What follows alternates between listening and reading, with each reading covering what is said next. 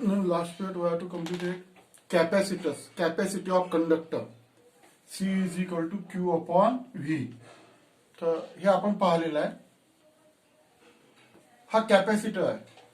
Now I to today with capacitor in series combination. हे 3 capacitor आहेत. पहा याच्यावर आपण प्लस क्यू चार्ज स्टोअर केलेला आहे. आतल्या बाजूला मायनस क्यू, हा plus Q, minus Q, plus Q, हा मायनस क्यू आणि positive charge S. Same charge, ये minus Q charge.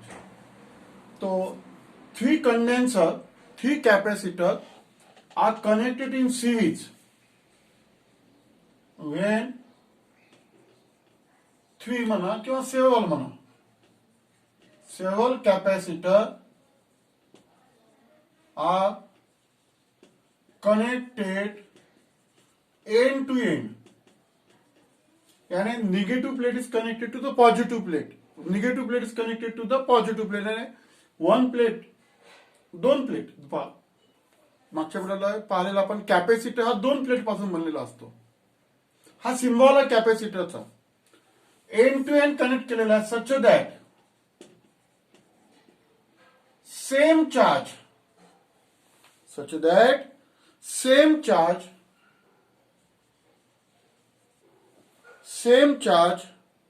On each capacitor.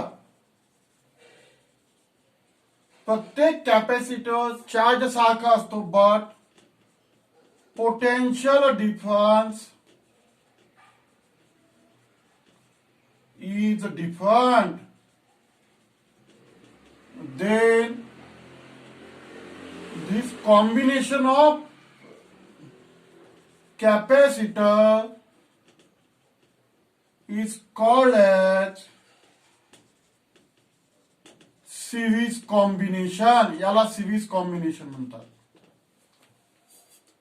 म्हणजे जर आपण कॅपॅसिटर अशा पद्धतीने जोडले एंड टू एंड आणि ऐसा जोड़े end to end, same charges develop on each capacitor. तीनों कैपेसिटर के अंदर सेम चार्ज है, लेकिन पोटेंशियल डिफरेंस अलग अलग. इसका V1, इसका V2. समझो 10 वोल्ट की बैटरी है, उसने 3 लिया, इसने 3 लिया, इसने 4 लिया, तो ये पोटेंशियल डिफरेंस का डिस्ट्रीब्यूशन हो जाएगा.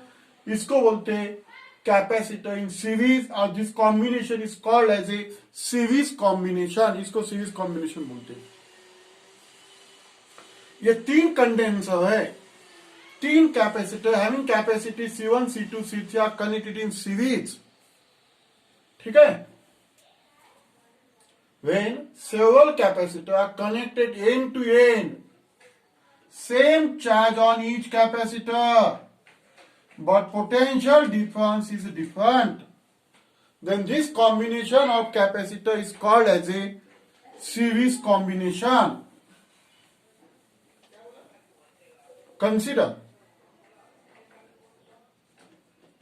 Consider 3 capacitor of capacitance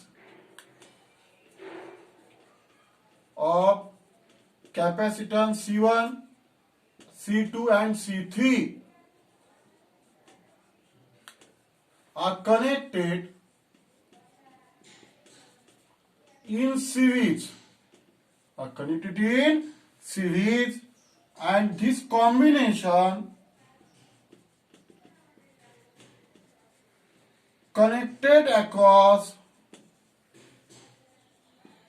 PD of V volt.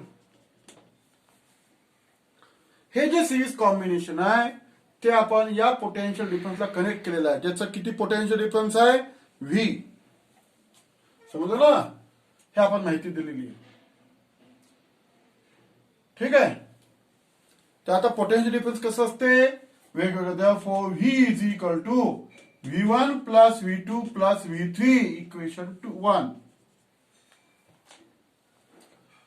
आता V1 V2 का किंवा ऐसा लिख लो वहां पे V1 V2 क्या है, तो late V1 V2 and V3 be PD across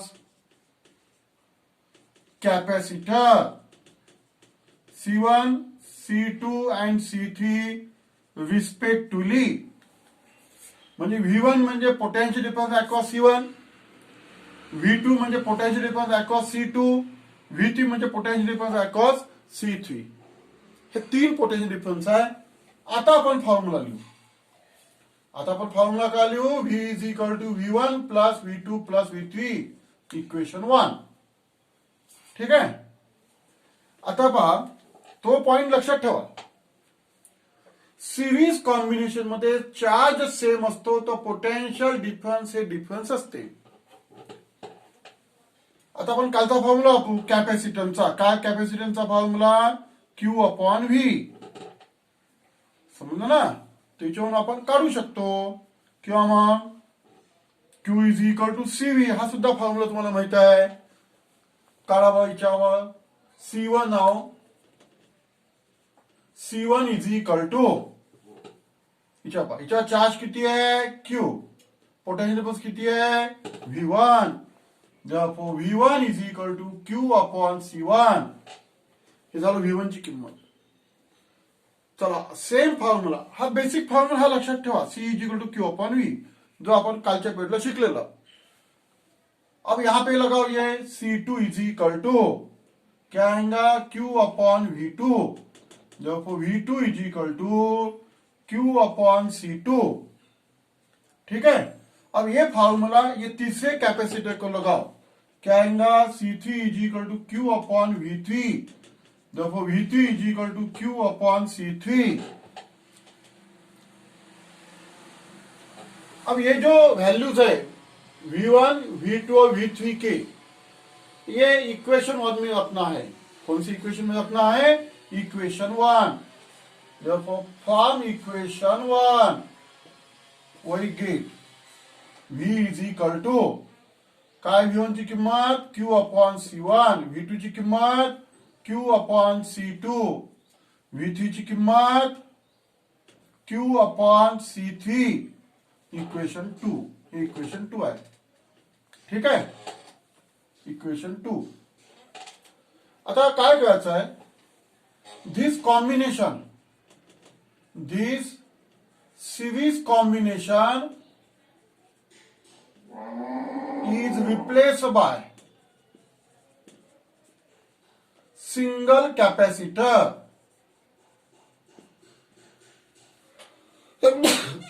हे जे सिरीज कॉम्बिनेशन आहे ते आपण सिंगल कॅपॅसिटरने रिप्लेस करू. हा एक घेतलेला आहे सिंगल कॅपॅसिटर V.